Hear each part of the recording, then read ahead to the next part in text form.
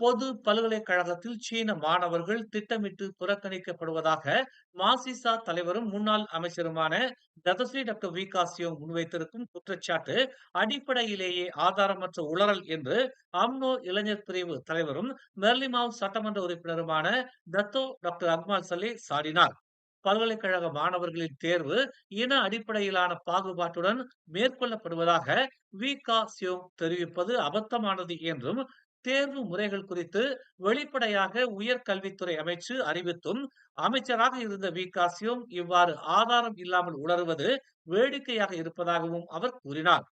தவறான கருத்துகளையும் பொறுப்பற்ற செய்தியையும் வெளியிட்ட அவர் ஒரு அரசியல் தலைவர் என்பதோடு முன்னாள் அமைச்சர் என்றும் அவர் குறிப்பிட்டார்.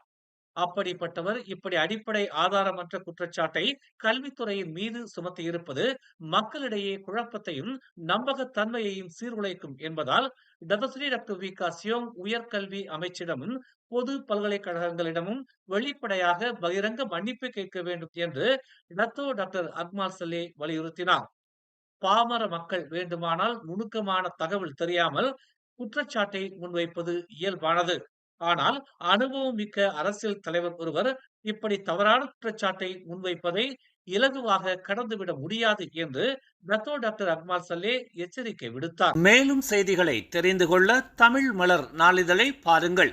உடனுக்குடன் செய்திகளை தெரிந்து கொள்ள தமிழ் மலர் இணையதளம், தமிழ் மலர் செயலி மற்றும் மலர் டிவி யூடியூப் சேனலை வலம் வாருங்கள்.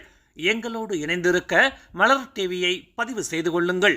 உறவுகள் மகிழ்ந்திட விருப்பம் மற்றும் பகிர்வு சேவையை சொடுக்கிடுங்கள்.